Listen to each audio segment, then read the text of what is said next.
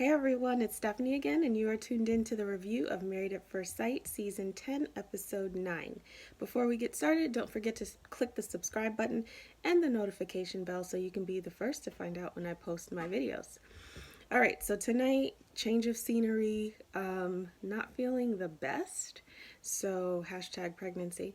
So my whole scene is a little more dim, a little more chill, but this is kind of the best place for me right now, so I hope you guys don't mind. All right, so let's get into last night's episode. You guys, I'm really struggling with this season. I won't even lie. Last night's episode was a mess to me. And, I know a lot of you guys feel the same, but I feel like there are so many wrong connections here. And I just don't get this season. I really don't. The season is probably the worst that I've seen in terms of matching. But I'm going to continue to do reviews because I'm committed and I still choose to find whatever things we can learn from whatever we're watching because we're watching it anyways, right? So let's kick it off with the first couple. Let's just go with Katie and Derek. Katie and Derek, listen, Katie has more issues than a little bit because she has a very arrogant approach to the way that she sees things, and the ways that she sees things is what it is, and she is not really open to the idea that it can be different. The love thing keeps coming up. This week the couples got a note on their door to talk about how they express love, how they want love to be expressed to them, in their past, like, okay, have you ever been in love, and kind of describe that experience, describe that relationship, which I think was great because they were able to kind of dive into, they wouldn't have organically had that conversation, but they were able to kind of dive into things that are important. Let's talk about the past a little bit. Let's talk about past relationships. And also the way that you receive love. That's really important. If you guys haven't read the 5 love languages, that's something that's really important because a lot of people tend to show love in the way that they like to receive love, and so they miss the mark. The 5 love languages are, and I have a video in a different playlist on the 5 love languages, but they're physical touch, words of affirmation, acts of service, quality time, and physical touch, acts of service, quality time, and gifts. So those are the 5.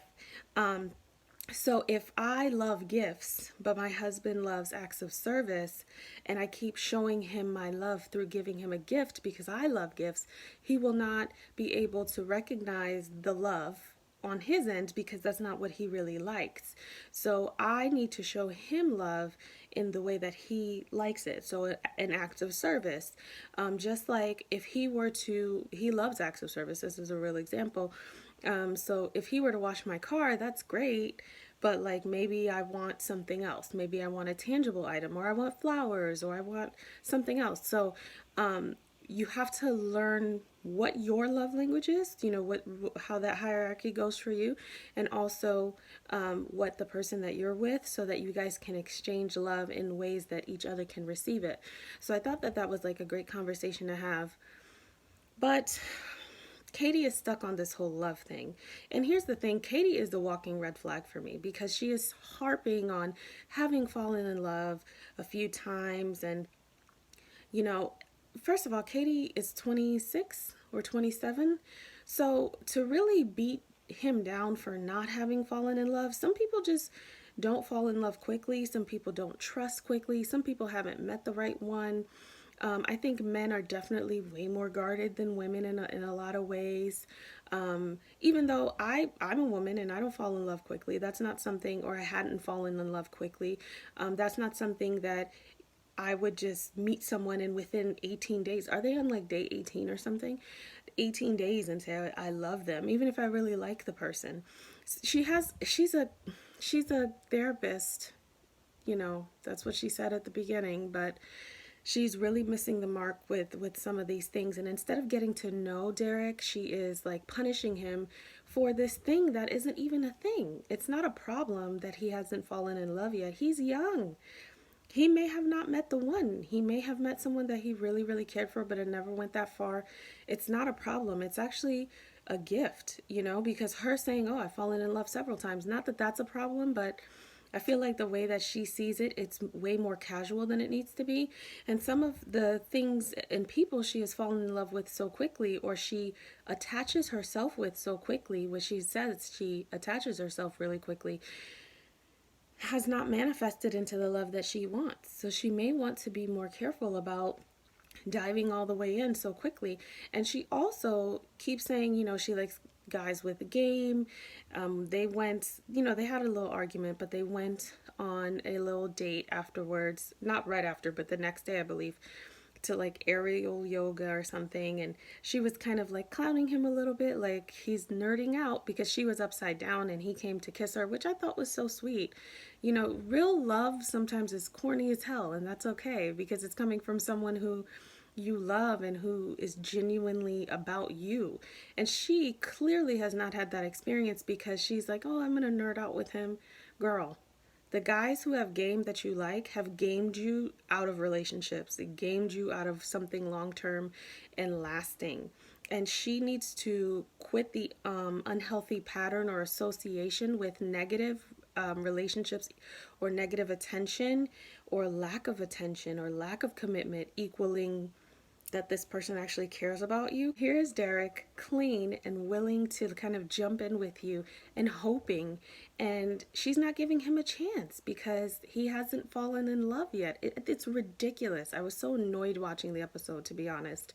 To me, she is not making herself lovable. Like, instead of harping on, "You need to fall in love," and "Why haven't you been in love?" and "That's a red flag," which he snaps on. And I was happy to see him like get really upset about that, because I felt the same way, and I know some of you guys do too. It's too much. Like, make yourself lovable. Like, people don't say, "I'm going to be in love today." People fall in love. And I mean, I totally agree with Pastor Cal when he talks about love being a decision. So it's not like this fairy tale thing, but creating this chemistry and this relationship that blossoms into love that you can one day recognize as love. You fall into that through experience, not through harping on, "Are you going to be in love?" and "Are you, why haven't you been in love?" and "What's wrong with you?" Like, that's a turnoff, especially to men. But I think even to women too, if it was on the other side, that would be like really annoying. So she needs to get her act together, because she doesn't have her act together. That's the long and short of it.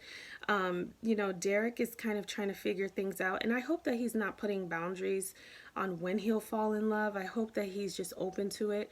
We see them kind of have a conversation, clean it up, get to a point where they're gonna just focus on the future. She asked him about, let's say in 8 weeks or whenever this experiment is over, like, where would you want to live? And he said, "I've thought of that before, and these are the places." And so I love that they were able to kind of like work through that. I just hope she's not a dog with a bone with this whole thing, because if she does, that will be the thing that creates distance and will like cut the opportunity for love. So that's Katie and Derek. We'll see next week. I mean, they still have potential, but they really need to just get off it. Like, she really needs to get off it, and he needs to kind of get off what's supposed to happen when. But I think he's significantly more open than she is, and hopefully she doesn't turn that by harping on something he can't even control. So that's Katie and Derek. Next, we have Mika and Michael. So Mika and Michael, to me, I'm struggling with Mika and Michael. I say every week I don't really get a strong like a relationship couples chemistry for them. They had a decent episode, I will say. Mika's a very strong personality. I think that Michael is a strong personality as well, but it doesn't present the same as Mika. Mika is more outspoken, so it might seem like, oh, she's always beating him down, but he has a quiet personality where he implodes and he decides what's going to happen, which is controlling. And it's a strong personality, just in a different way, because it can control the room, it can control the relationship. If he decides not to go on with something, that controls the narrative of what's going to happen or what's not going to happen. So, they had a conversation about being similar, and that's why they're butting heads. There's a couple of red flags for me last night, though, when he brought up the fact that he didn't want to do his job anymore, or the job that he had signed up for the promotion is not what it is anymore. And he gave me Zach, to be honest. We're talking about Zach talking in circles and never getting anywhere. Michael's explanation for the whole job change and just getting another job, that was like Zach 2.0 as far as I'm concerned. Michael never really got to the point, and I've struggled with that with him in this season thus far, because if you recall, I said he never really got to the explanation of what he did say. When she said that, hey, you said this in the, on the plane, he never really said anything. I think he's so hyper focused on looking right, saying the right things, and he's like in his head, and he talks in circles as well. And sometimes he just says things that sound really great, and okay, he's intelligent, but like, I can't really feel Michael. That explanation was like, I understood why she was kind of like, what? Like, that doesn't make any sense. I thought that he should have made that decision with her. I know it's early on, but hell, you guys are married. Like, you met at the altar, you got married. Like, let's not beat around the bush. He should have talked to her about that, because I think it would have made her more comfortable and feel more involved, rather than just, that's not happening anymore, this is happening, I start on Monday. When did you have time? Like, I understood the questions that she had, and this is somebody who's supposed to be, and it depends on your dynamic in your household, but I assume that Mika wants him to be like the leader of their home, because she said, like, I like that he makes more money than me, and you could tell that she wants to kind of like take the a back seat in some ways. And so I think including her in that conversation would have been helpful for her to not be so guarded. And then his explanation was crap. I didn't get it. I don't know who got it. So that was super weird. And when she brought it back up, he completely shut down. And I think she had every right to bring it back up. Hey, let's, we've all done that. If you're in a relationship, if you're married, something doesn't feel right or doesn't sit right.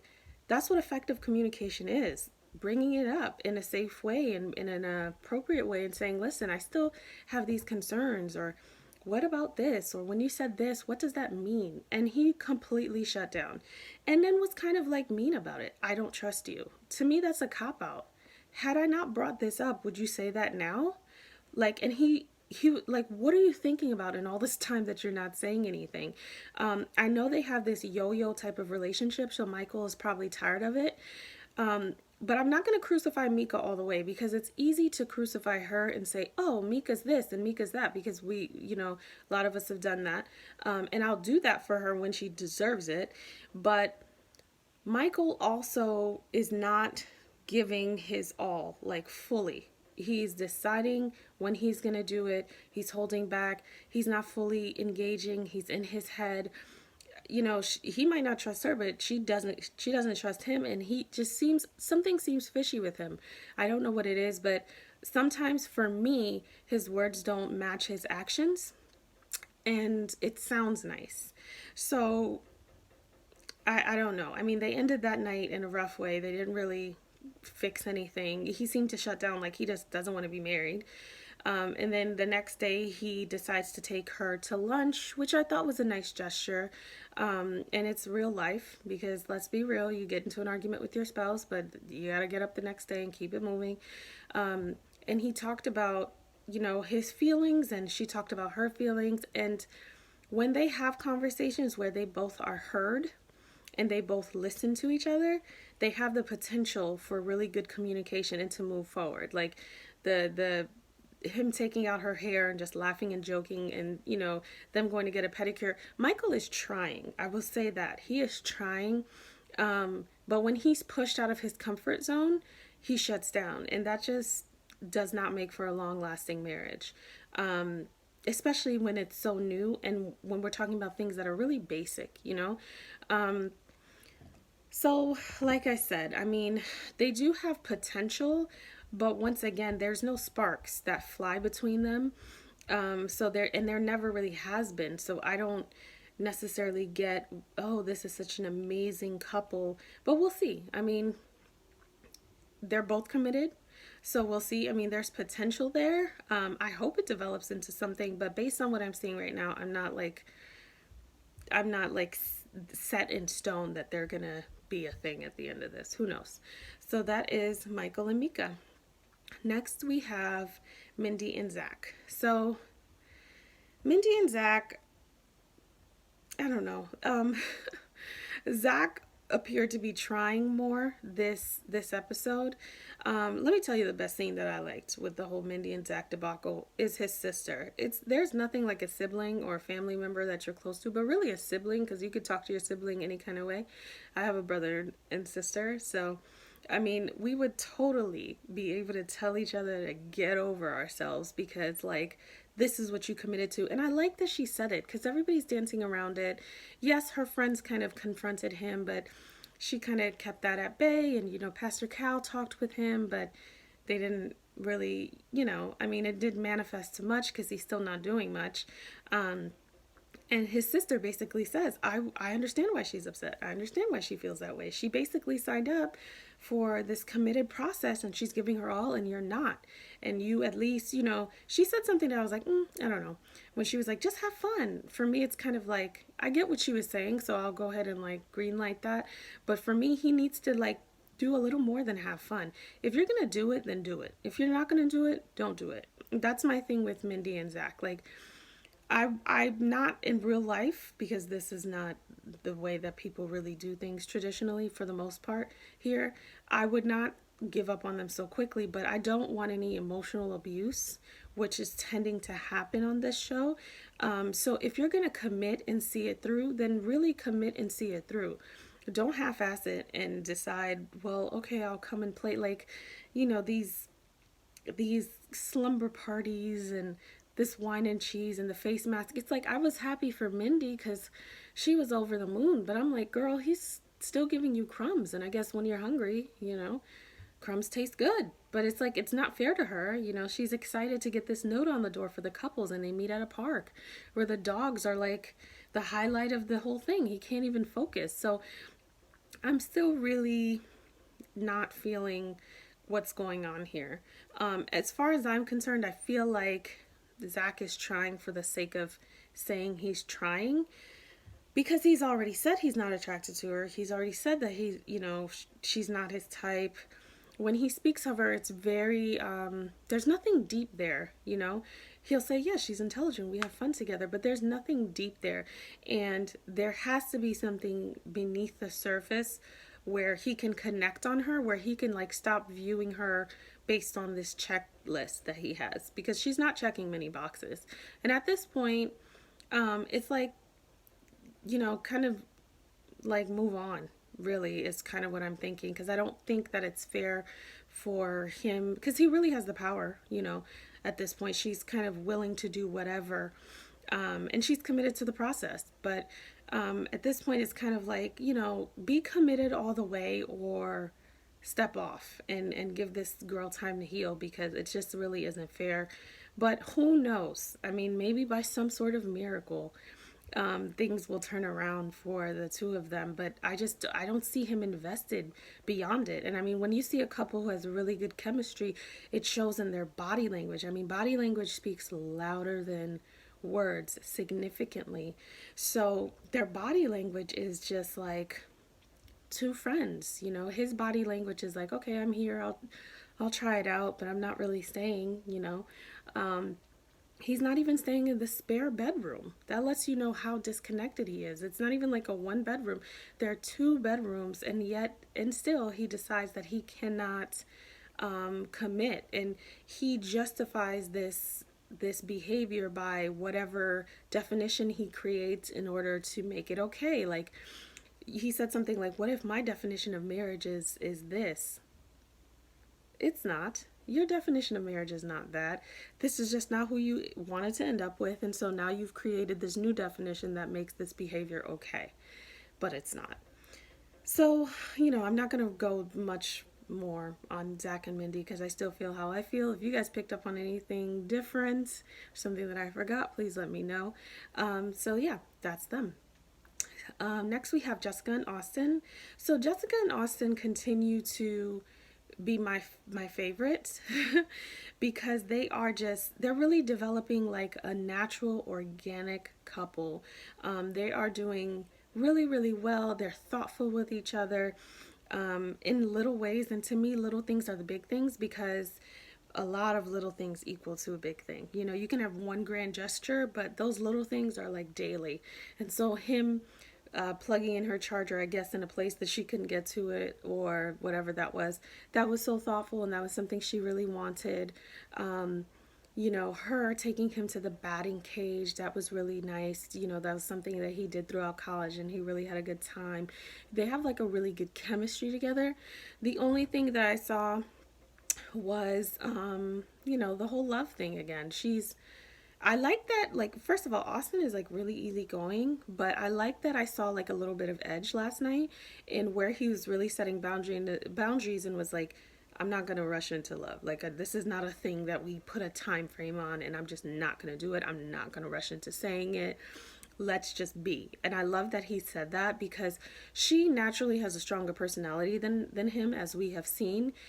So we've seen him kind of just take a back seat and like, I kind of like that, and that's okay. But like, I like that when she's like looking for that and almost saying like, well, you know, because he said that it took him a year to say it. I don't know why they're all freaking out about this time frame about love, but it's really a turn off, and it's actually going to push love away. That he's kind of like, listen, let's just be.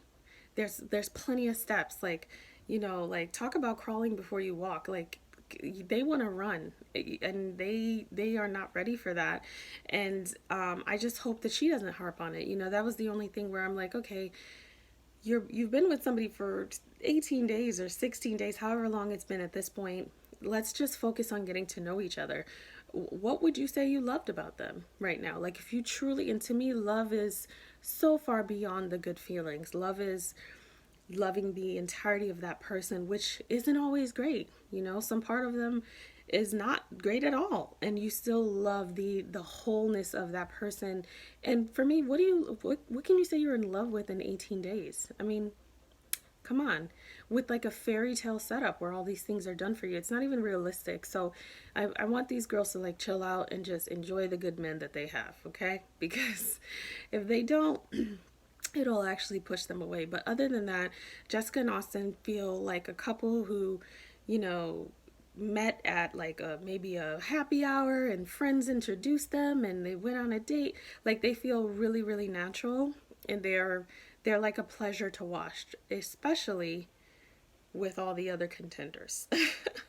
They are a pleasure to watch. So that is Jessica and Austin. Last but not least, we have Taylor and Brandon. So Taylor and Brandon are a train wreck. I don't, you know, Brandon has had his faults, okay? And you know, I have said my 10 cents on Brandon. You guys know how I feel about him. I feel like he's very problematic. But Taylor is now showing a different side of herself, or exposing herself. I thought last night she was completely out of line, completely inappropriate. She was very immature. Taylor, when they're talking about, Taylor's clearly not over Panama. And here's the thing, I get it. But like I said last week, they've hashed it out like 100,000 times.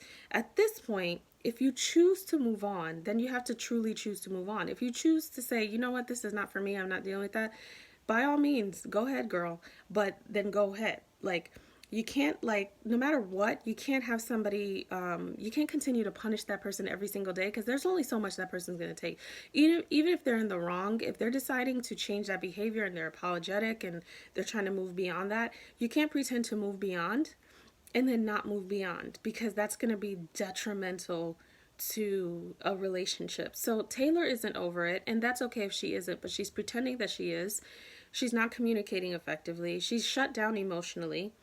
And so Brandon, who, funny thing is, Brandon seems to be the one who's trying at this point, but Brandon is so uncomfortable since the whole Panama situation, since he basically showed his behind to everyone, he doesn't really know what to do. So he's like following her lead.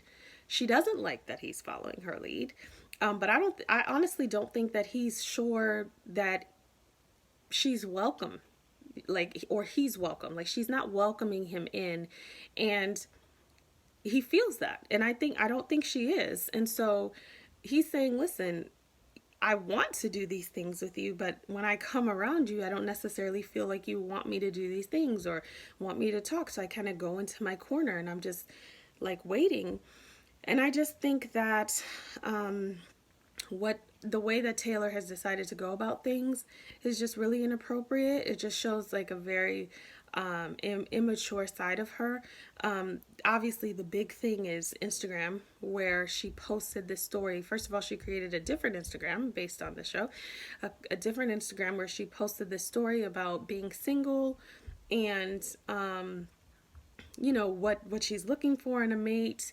And she posted it, somebody saw it, somebody sent it to him. He felt really hurt and disrespected, and he decided to leave, left the key on the table. She doesn't know why. He's not responding to her. She eventually finds out why, and she's still like not really taking accountability, and is kind of saying, well, he should have talked to me, and he took it to the extreme. I don't know that I even blame him, to be honest, because it's just like, what are you doing here, Taylor? Like, I think there are, you know, lines you don't cross. Like, he crossed the line. It was a line he shouldn't have crossed. He crossed the line. But I just wonder what her goal is here. And she downplayed it. She wasn't accountable. You know, for her it was a joke. It wasn't a big deal. Me and my girlfriends. But why, you know, why would you even do that knowing that you're participating in this experiment? When she met with Mika in the park, and Mika gave her pretty good advice on apologizing and understanding why he would feel a way about that, because for some reason Taylor was like, I don't understand why he would just leave, and he doesn't want to talk to me, and I shouldn't reach out to him. And Mika gave her good advice, because you were wrong. Like, you were wrong. The same way that you deserved an apology when he was wrong, he deserves an apology when you were wrong, if you decided to move on with this whole charade at this point. She just isn't accountable, and I don't think she's a good fit for somebody right now either, based on what I've seen, because marriage can trigger you. I mean, listen, this is the person that you're the closest to, so they are the closest to you in terms of like being able to push your buttons.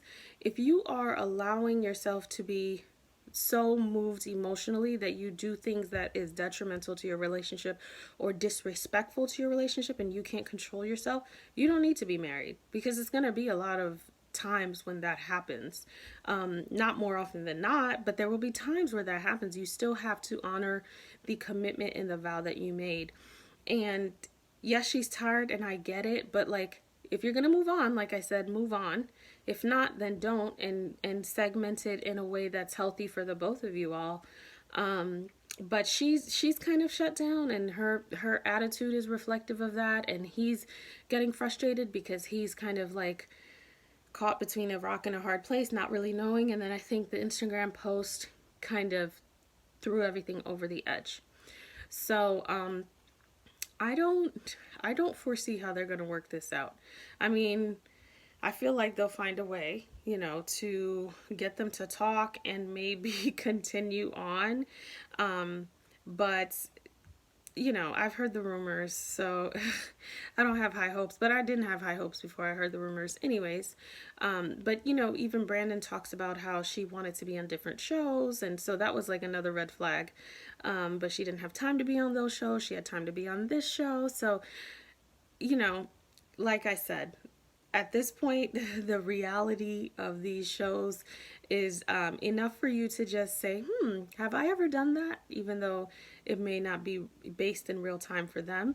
But yeah, Taylor and Brandon, to me, that, you know, it was a wrap since the whole Panama situation. But sometimes, you know, if I clean it up and find a point in this whole this couple segment, is that sometimes, you know, in a relationship we do hold grudges and we say we forgive, but then we want to crucify the person and bring it up every time, or maybe not really forgive. You have to decide if you really want to move on, because if you don't want to move on, you have every right to not move on, and remove yourself from that situation. But if you're truly trying to improve your relationship and go beyond that, then you have to commit to really moving on and putting that in the past, and not creating like this wall of bricks. Like each situation, and hopefully it's not a bunch of situations, but each situation over time should be just one brick, and then you address that brick and then you put it away. Don't like start stacking them so that it's like, look at my wall of shame that you have done, or things that you know, because it's very easy to get petty in a relationship. It really, really is. So that is it. That's Taylor and Brandon. Let me know what you guys thought. I mean, yesterday's episode had a lot going on. So yeah, don't forget to subscribe, comment, and like. And as always, everyone have a wonderful weekend.